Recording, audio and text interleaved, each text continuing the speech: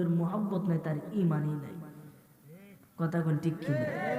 এই জন্য আমার ভাইরা সর্বাবস্থায় নবীজিকে হাজির নাজির রাখবেন, নবীজির মুহাব্বতে নামাজ পড়বেন। নবীজির মুহাব্বত ছাড়া যদি নামাজ পড়ে, এই নামাজ আপনার কবুল হবে না। কারণ আসসালাতু মি'রাজুল মুমিনিন, নামাজ হলো মুমিনের জন্য মেরাজ। সুবহানাল্লাহ। হাদিসে প্রমাণ আছে, নামাজের সূরত আছে। হাদিসে প্রমাণ আছে, নামাজে সূরত আছে। ওরে নামাজে মেরাজ হলো না, সেজদা তুমি দিলা কারে। আরে নামাজে মেরাজ হলো না, সেজদা তুমি দিলা কারে। নামাজে নামাজকে সরল পথে আনতে পারে। নামাজে ওরে যে নামাজের ক্ষমতা নাই, সেই নামাজ কেউ পড়ো না রে। যে নামাজের ক্ষমতা নাই, সেই নামাজ কেউ পড়ো না রে। নামাজে নামাজিকে খোদার পথে আনতে পারে। নামাজে বলেন না সুবহানাল্লাহ। আশেকের নামাজ পড়া রুকু আর সেজদা ছাড়া, আশেকের নামাজ পড়া রুকু আর সেজদা ছাড়া। ওরে আয়েশ আরাম নয় কবিরাম, সদাই তাকে ধ্যানের গড়ে। আয়েশ আরাম নয় কবিরাম, সদাই তাকে ধ্যানের গড়ে। নামাজে নামাজিকে সরল পথে আনতে পারে। নামাজে আদম হয় আল্লাহর সুরতে, দাগ লাগিলে চেহারাতে। ছাড়বে না নামাজিরে হাসরেতে। ঠিক না? ঠিক। আদম হয় খুদার সুরতে, দাগ লাগিলে চেহারাতে। ছাড়বে না নামাজিরে হাসরেতে। আর যেমন আনছো তেমন দিবা আমানতি দেহটারে। যেমন আনছো তেমন দিবা আমানতি দেহটারে। নামাজে নামাজিকে সরল পথে আনতে পারে। নামাজে বলেন না সুবহানাল্লাহ। নামাজ পড়ে অনেকের এমন দাগ হয়, কি হয় না? কেন দাগ হবে? আমার প্রশ্ন এখানে। নামাজের নিয়ম কি? আগে লাগবে কোনটা, তারপরে ওড়ার সময় কোনটা উঠবো না, ওড়ার সময় পরে। তার মানে গসাটা কোন জায়গাত বেশি? তাহলে কর এনো হয় কেরে, এনো কেরো হয় না। কথা কোন ঠিক কিনা? এই জন্য নামাজ পড়তে হবে নামাজের মতো। কপাল দ্বারা সেজদা দিলে সেজদা কবুল হবে না। আর সেজদা দিতে হবে আল্লাহর কুদরতি পায়। যদি নামাজে আপনার মেরাজে না হয়, আল্লাহর সাক্ষাতে না হয়, তাহলে কিসের নামাজ? নামাজ কি? নামাজই আমরা বুঝি না। এই জন্য বাবা নামাজটা বুঝে শুনে পড়তে হবে। নবীজি বলেছেন নামাজ এমন ভাই পড়ো যেমন তুমি খুদারে দেখতেছো। আর আলী রাদিয়াল্লাহু তাআলা আনহু যে আল্লাহরে দেখি না, তার সেই আল্লাহ নামাজও পড়ি না। সুবহানাল্লাহ কইতেন। তে সে আলী কি নামাজ সারা রইছে একদিন কোনটা কই? তার আমরা নামাজ পড়ছি, আল্লাহরও দেখছি। আমরা নামাজ কি? আমরা নামাজ পড়ি এন্দে জুতার চিন্তাও করি, ব্যবসা চিন্তাও করি। হাই রে, ইবাদতের ভিতরে যদি কাউকে শরীক করে, আমার আল্লাহ বলে এই মুশরিক যে শরীক করে, সেই ব্যক্তি কখনো মাপ পাবে না। সে ব্যক্তি শিরিক করলো, আর শিরিকের গুনাহ আমি আল্লাহ কখনো ক্ষমা করবো না। এই জন্য নামাজের ভিতরে কোনো বাজে চিন্তা করা যাবে না, একমাত্র আল্লাহ পাকে ধ্যানে চলে যেতে হবে। কথা বলেন ঠিক কিনা? এই জন্য আমার ভাইরা, বাবারা, বন্ধুরা, হুজুর আইসা গেছে নাকি? হুজুর আইসে? না না না, আচ্ছা আমি তো মনে হচ্ছে হুজুর আইসে। হুজুর আইলে ইনশাল্লাহ আমি ছেড়ে দেবো। এটা আমার অভ্যাস নাই কাউকে বসাইতে আমি আলোচনা করব। এটা আমার অভ্যাস, এটা বেয়াদবি। কেননা একজন আসলে তাকে সম্মান করতে হবে, এটাই আমাদের শিক্ষা। বলেন না সুবহানাল্লাহ। নবীজি ওই জান্নাত দেখছে, মনে আছে নি? কইতাম নি আয়া দুনিয়ার মধ্যে কো আল্লাহ আমারে ওই জান্নাতটা দান করে দাও, আমাকে ওই জান্নাতটা দান করে দাও। তখন আমার আল্লাহ জিব্রাইলের মাধ্যমে খবর পাঠাইছে, যাও জিব্রাইল দেহ নবীজি কি কয়। আয়া দেখতেছে নবীজি দোয়া করে, আল্লাহ আমাকে ওই জান্নাতটা দান করো, যে জান্নাতটা আমার নবী আমি নবীজির খুব পছন্দ হয়েছে। আচ্ছা নবীজি জান্নাত চাইলো লাগে কেন চাইলো? একটু চিন্তা করেন, শেষে বুঝবেন। তখন নবীজি যখন আল্লাহর কাছে চাই, আমার আল্লাহ ডাক দিয়া কই, বন্ধু হাবিব আপনি কেন জান্নাত চান? আল্লাহ আমার তো খুব পছন্দ হয়েছে। পছন্দ হয়েছে ঠিক আছে, আপনি তো পুরা জান্নাতের মালিক। আরে আমি আল্লাহ খালিক, আপনি নবী মালিক। মালিক আপনারে বানায় দিছি, প্রথম ছিল আমার ক্ষেত, আপনার নামে দলিল করে লিখে দিছি, বলেন ক্ষেত কি আমার না আপনার? নিজের তো হয়ে গেছে ক্ষেত, তাই হুজুরের ক্ষেত আছে, আমার লিখে দিয়েছেন, হুজুরের রয়েছে না আমার রয়েছে। আরে প্রথম তো ছিল তারই অধিকার ছিল, তারই কৃতিত্ব ছিল, আল্লাহ বানাইছে, বানানোর পরে আল্লাহ সবকিছু দেখাশোনা কইরা নবীজির নামে লেখা দিছে, যাও নবীজি তোমার আমি এটা দিয়া দিলাম, যাকে ইচ্ছা তাকে তুমি বেহেশতে নিয়ে যাও। এই জন্য নবীজিকে বেশি বেশি সম্মান তাজিম করতে হবে, দুরূদ শরীফ পড়তে হবে। বেশি দুরূদ শরীফ পড়লে হাসরের ময়দানে লক্ষ লক্ষ কোটি কোটি মানুষের ভিতর থেকে আপনাকে বাইচা বাইচা ধৈর্য ধৈর্য জান্নাতে নিয়ে যাবে। এই জন্য আমার ভাইরা বাবারা বন্ধুরা, আমার আল্লাহ ডাক দেয়া কই, বন্ধু 8টা বেহেশত, পুরাটা বেহেশতের মালিক আপনারে বানায় দিছি, আপনি জান্নাত কেন চাইবেন? আপনি যাকে ইচ্ছা জান্নাতে নিতে পারবেন। আমার নবী যে আল্লাহকে প্রশ্ন করে, ইয়া মাওলা, ও রব, ওই জান্নাতে কোন ব্যক্তি যাবে যে জান্নাতটা আমার খুব পছন্দ হয়েছে? আমার আল্লাহ কই, তোমার উম্মতরাই যাবে। কি কাজ করলে, কোন আমল করলে বেহেশতে যাইব? কইতাম না আমলটা কইতাম। এই বেহেশতে যাওয়ার আশা সকলে আছে না নাই? আমলটা এত বড় না, এত ছোট না, শুনলে কেন এইটা, কিন্তু এটা যে এত মাহাত্ম্যপূর্ণ বিষয়। আর কইতাছে যে আল্লাহ কোন আমল করলে বেহেশতে যেতে পারবো? তখন আমার আল্লাহ ডাক দিয়ে কয়, যদি কোনো মানুষ ভালো কাজ শুরু করার আগে কয় বিসমিল্লাহ, তাইলে বেহেশতে যাবে। সুবহানাল্লাহ। ভালো কাজে কি বলতে হবে? আচ্ছা, এটা কি খুব কঠিন আমল? কোনটা? একদম সহজ একটা আমল। ভালো কাজ শুরু করার আগে বলতে হবে বিসমিল্লাহির রহমানির রহিম। এটা করে যদি ভালো কাজ কেউ শুরু করে, সেই ব্যক্তি ওই জান্নাতটা যেতে পারবে। সুবহানাল্লাহ। তাই বিসমিল্লাহর কত ফজিলত! এই জন্য আমার ভাইরা বাবারা বন্ধুরা, বিসমিল্লাহর কত ফজিলত! একদিন হযরতে ঈসা রূহুল্লাহ আলাইহিস সালাতু ওয়াস সালাম রাস্তা দিয়ে হাইটা যাইতেছে। ঈসা আলাইহিস সালাম রাস্তা দিয়ে হাইটা যাওয়ার সময় সামনে একটা কবর পড়ছে। নবীদের সামনে কবরের আযাব হয় নাকি শান্তিতে থাকে এটা দেখা যায়, কারণ আমার নবী যে একদিন তার সাহাবীদেরকে নিয়ে রাস্তা দিয়ে হাইটা যাইতেছে, এমন সময় সামনে 2টা কবর পড়ছে।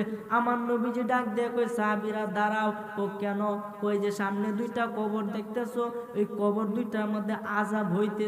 সাহাবীরা প্রশ্ন করে, ইয়া রাসূলুল্লাহ, আমরা তো দেখি না, আপনি দেখেন কেমনে? আমি তো তোমার মতো না। তো নবীজিকে আমাদের মতো বলা যাবে? আরে নবীজির সুরত কয়টা এইটাই আমরা জানি না, শুধু বলি বাশারি বাশারি। আরে বাশার কি, বাশার কি?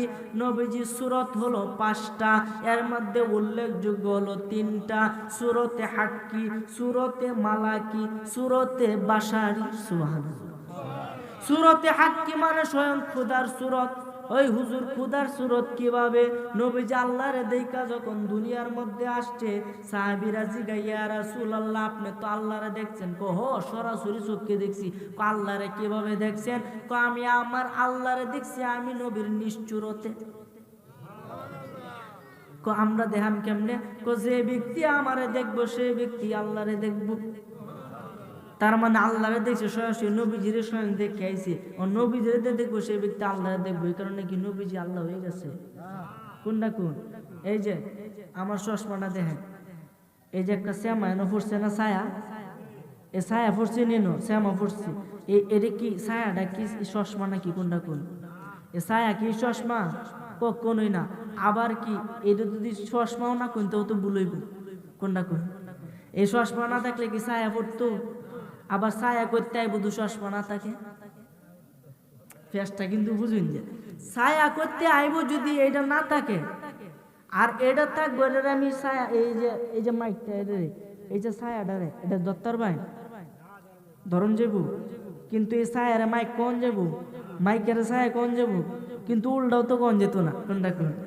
তেমন এভাবে মুহাম্মদ খুদা না, খুদা সে জুদা না। সুবহানাল্লাহ।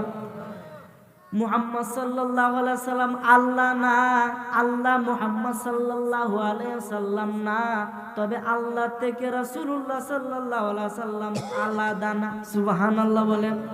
এই জন্য আমার ভাইরা বাবারা বন্ধুরা, শেষের সূরত 2 নাম্বার সূরত হচ্ছে সূরতে মালাকি, মানে ফেরেশতার সূরত। নবী যখন ফেরেশতার মধ্যে ছিলেন ওই সময় নবীজি সূরত ছিল সূরতে মালাকি, ফেরেশতার সূরত। যখনই পৃথিবীর জমিনে আসছে, পৃথিবীর জমিনে আসার পরে সূরতে বাশারি হয়ে গেছে, মানুষের সূরত। সুবহানাল্লাহ, সূরতে মানুষ। এই কারণে আপনি কবেন আমাদের মতো মানুষ নাকি? কোনটা কোন?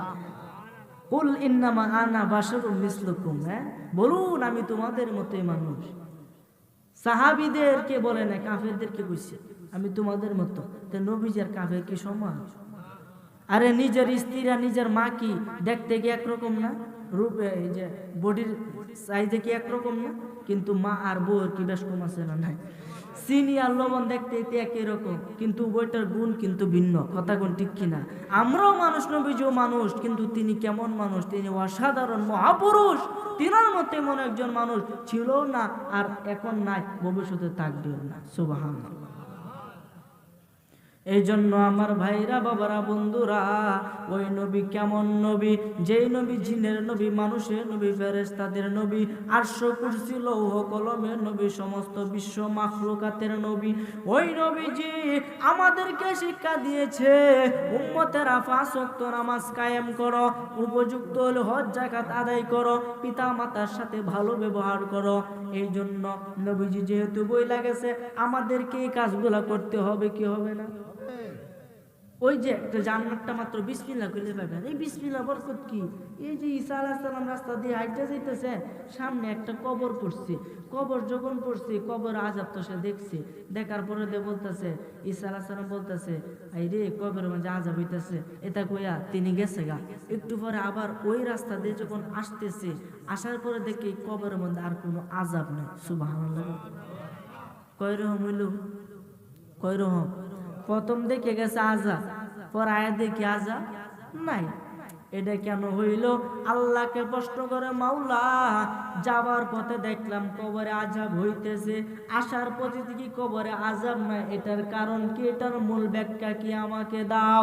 আমার আল্লাহ ডাক দিয়া কয়, ও আমার নবী ঈসা, তুমি শুনে রাখো, শুনে রাখো। ওই ব্যক্তি যখন মারা গিয়েছিল, ওই ব্যক্তির একটা স্ত্রী ছিল, যে স্ত্রীটার পেটে একটা সন্তান ছিল। ওই সন্তানটা ভূমিষ্ঠ হয়েছে, হওয়ার পরে সে এখন একটু বড় হয়েছে। আজকে সে মক্তবে গেছে, হুজুর তারে পড়াইছে বিসমিল্লাহির রহমানির রহিম। সুবহানাল্লাহ বলেন। আজকে তারে পড়াইছে হুজুরে বিসমিল্লাহির রহমানির রহিম। ও ঈসা, তুমি শুনে রাখো, শুনে রাখো, যে সন্তান, যে পিতা মাতার সন্তান দুনিয়ার মধ্যে আমি আল্লাহর নাম উচ্চারণ করে, আমি আল্লাহর নাম স্মরণ করে, আমার নামে জিকির করে, ওই ব্যক্তির বাবাকে আমি কিভাবে কবরে শাস্তি দিব? এই জন্য আপনার সন্তানকে, একটা সন্তানকে অন্তত মাদ্রাসাতে ভর্তি করে, হাফিজি হোক, আলিয়া হোক, একটা ভালো শিক্ষায় শিক্ষিত করে, যাতে আপনার জানাজাটা আপনার ছেলে পড়াইতে পারে। মনে রাখবেন, জীবনে অনেক পাপ কাজ করছেন, আপনার ছেলে আপনার জানাজাটা পড়াইলো, সেই ব্যক্তি নেককার, নামাজটা পড়াইলো, পড়ানোর পরে আপনার যত গুণ আছে আল্লাহ আপনার ছেলে সব মাফ করে দিবে। এই জন্য একটা নেক সন্তান করে, একটা নেক সন্তান করে। দোয়া আমরা দিতাম না, দোয়া দিব আমরা সেরা নিয়ে দিব। কথা কোন ঠিক কিনা? এই জন্য পিতা যদি ভালো হয়, সন্তানও ভালো হবে। গাছ গুনে ফল, ফল গুনে গুড়া, বাপ গুনে বেডা। কথা কোন ঠিক কিনা? কারণ বাপ একটা বিড়ি ফুতে কি এই আসমান উঠতে পারবো? এটা তো জানি না কেন, কথা কোন না কেরে, ঠিক না বেটি? বাপে বিড়ি কা, গাঞ্জা কা, সিগারেট কা, আড্ডা দেন, নামাজ পড়া না এক ওয়াক্ত, তার ছেলে কি করে আল্লাহর ওলি হয়ে যাবো গা? তার মতোই হবে। এই জন্য আপনাকে আমাকে আগে ভালো হইতে হবে, তাহলে আমাদের সন্তান আদি, আমাদের স্ত্রী, পাড়া প্রতিবেশী সবকিছু ভালো হইয়া যাবে। এই জন্য আমার ভাইরা, বাবারা, বন্ধুরা, মোমবাতির মধ্যে আগুন থাকলে আগুন দিলে চতুর্দিকে আলো ছড়ায়, আগুন না থাকলে আলো ছড়াইবে না। এই আগুন থেকে লক্ষ লক্ষ মানুষ আগুন নিতে পারবে, এরপর মোমবাতির আলো কমবে না। কথা কোন ঠিক কিনা? হয়তো মোমবাতি আস্তে আস্তে গলে নিচের দিকে যাবে, মানে তার হায়াত শেষ হয়ে যাবে, কিন্তু মোমবাতির আগুনটা কিন্তু ঠিক একই রকম থাকবে। তেমনি ভাবে যদি আপনি ভালো কাজ করেন, আপনি যদি ভালো হন, আপনার ছেলেও আপনার গুণে এইভাবে ভালো হবে। আপনার ভালোটা কমবে না, আপনার ছেলে দিন দিন বড় হবে, আর ছেলে ভালো হবে, তার ছেলে ভালো হবে। এইভাবে পৃথিবীর মধ্যে এক সময় আর খারাপ শক্তি থাকবে না, সবকিছুই একদিন ভালো হইয়া যাবে। এই জন্য মূলে হয়েছে আপনাকে আগে ঠিক করতে হবে, কথা কোন ঠিক করে। মূল যদি ভালো থাকে অবশ্যই আগা ভালো হবে। এই জন্য আল্লাহ যাতে আমাদেরকে সত্যিকার অর্থে সঠিক আমল এবং সঠিক বুঝ দান করে, বলেন আমিন। যাই হোক, আল্লাহর সাথে নবীজির কথা হয়েছে 3 শ্রেণীর। প্রথম কথা যে আল্লাহ 50 ওয়াক্ত নামাজ দিছে, নামাজ নিয়ে আইতাছে। প্রথম মুসা আলাইহিস সালামের সাথে দেখা হয়েছে। মুসা আলাইহিস সালাম আমি আপনাকে দেখার জন্য এখানে অপেক্ষমান, আপনি আল্লাহর কাছ থেকে আসে না, আপনার জন্য আল্লাহ কি দিছে? 50 ওয়াক্ত নামাজ দিছে। আপনি আবার যান। সুবহানাল্লাহ। কেন আমি আবার যাবো কেন? 50 ওয়াক্ত নামাজ আপনার উম্মতে পড়তে পারবে না, যে 5 ওয়াক্ত পড়তে গেলে 50 ওয়াক্ত, চিন্তা করুন। তো নবীজি আবার গেছে আল্লাহর কাছে, মাওলা নামাজ কমায়া দেও। অনেক কাকুতি মিনতি করছে, নামাজ 5 ওয়াক্ত কমাইছে, রয়েছে 45 ওয়াক্ত। আবার আইছে মুসা আলাইহিস সালাম বারবার পাঠায় যে না, এরপর আপনার উম্মত পারবে না, আপনার উম্মত কমজোরি হবে, আপনার উম্মত দুর্বল হবে, আপনি আবার যান। গিয়ে আবার 5 ওয়াক্ত কমাইছে। এইভাবে কমাইতে কমাইতে কমাইতে কমাইতে 5 ওয়াক্তর মধ্যে আনছে। রোজা দিছিল 12 মাস, মানে 1 বছর। এই কমাইতে কমাইতে আনছে 1 মাস, সামনে মার্চ মাস, রোজা আসতেছে। রাখবেন নি সবাই ইনশাল্লাহ? ইনশাল্লাহ রোজা রাখবেন। রোজা রাখলে যে কি উপকার, হ্যাঁ ইনশাল্লাহ। সময় সংক্ষিপ্ত হয়ে গেছে, আলোচনা আর সামনের দিকে আগাবো না, একটু হালকা শান টান দিয়ে ইনশাল্লাহ শেষ করে দেব। কোনটা করি আমার বইলা দিছে, ইনশাল্লাহ আমি এভাবে করবো না, খালি বাড়াই লইব। এই আল্লাহ যখন আইছে বা 5 ওয়াক্ত আনছে আর 1 মাস রোজা আনছে, এত কিছু নবীজি করার পরেও আপনি আমি কিন্তু পাপ কামে লিপ্ত আছি। শেষে একটা আলাপ হয়েছে, যে কি এটা বলে আমি শেষ করে দিব, যে আমার উম্মত যদি কোনো ভালো নিয়ত করে, ভালো কাজের নিয়ত করে, সাথে সাথে আল্লাহ তার আমলনামায় একটা নেকি দান করে। এবং ওই ভালো কাজটা যখন ওই বান্দা করে ফেলে, তখন তার আমলনামায় 10টা নেকি দান করে। সুবহানাল্লাহ। এবং এক বান্দা যখন খারাপ কাজে চিন্তা করে, তখন তার আমলনামার মধ্যে গুনাহ লেখা হয় না। যখন ধারে কাছে জায়গা, তখনও গুনাহ লেখা হয় না। গুনার কাজ করতেছে, এরপরও গুনাহ লেখা হয় না। গুনার কাজ কইরেছে, এরপরে মাত্র একটা গুনাহ লেখা হয়। সুবহানাল্লাহ কইতেন না? এই যে আল্লাহ দরবার থেকে এটা নবীজি আনছে, এই নবীজি আমাদের জন্য অনেক কিছু করছে, নিজের জীবনটাই আমাদের জন্য দিছে। সেই নবীজির মোহাব্বত অন্তরে পয়দা করা দরকার আছে না নাই? শেষে যখন নবীজি বিদায় নিব, আল্লাহ প্রেমের আগুন ধাউ ধাউ করে জ্বলে গেছে। সুবহানাল্লাহ। আল্লাহ ডাক দেয়া কয়, একটু দাঁড়াও দাঁড়াও ইয়া রাসূলুল্লাহ, এই আমার নয়ন ভরে তোমায় দেখবো। ও একটু দাঁড়াও দাঁড়াও ইয়া রাসূলুল্লাহ, ওই আমার নয়ন ভরে তোমায় দেখবো।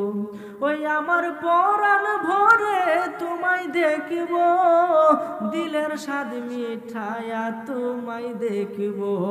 ও একটু দাঁড়াও দাঁড়াও ইয়া রাসূলুল্লাহ, ওই আমার নয়ন ভরে তোমায় দেখবো।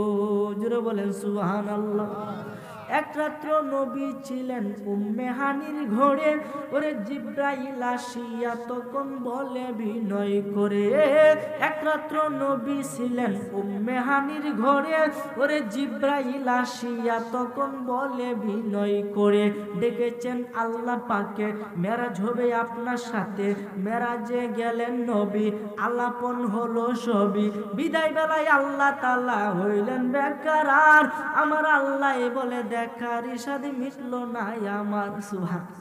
তুমি আরো কিছু সময় থাকো, তুমি আরো কিছু সময় থাকো, দিলের স্বাদ মিঠায়া তোমায় দেখবো। ও একটু দাঁড়াও দাঁড়াও ইয়া রাসূলুল্লাহ, ওই আমার নয়ন ভরে তোমায় দেখবো। একটু দাঁড়াও দাঁড়াও ইয়া রাসূলুল্লাহ, ওই আমার পরাণ ভরে তোমায় দেখবো। জোরে বলেন না সুবহানাল্লাহ।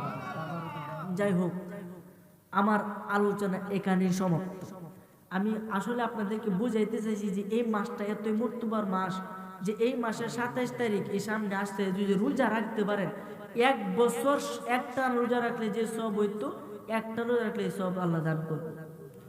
তো এই রোজা রাখার দরকার আছে না নাই? আজকে হয়েছে কত তারিখ? 24 তারিখ, 25, 26, 27। এই 27 আর রাত্রে, 27 আর রাত্রে নামাজ পড়বে, মানে ইংরেজি 27 রাত্রে, আর এবেলা রজব মাসে 26 রাত্র। এই 26 রাত্র গেলে মানে 27 ফিরে জায়গা।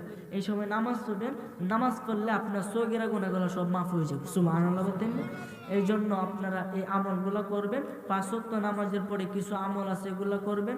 আগে 5 ওয়াক্ত নামাজ পড়ে মিথ্যা কথা পরিহার করবেন। যারা বিড়ি সিগারেট খান, আজকে থেকে তওবা করেন, আর জীবনে খাবো না, কেননা বিড়ি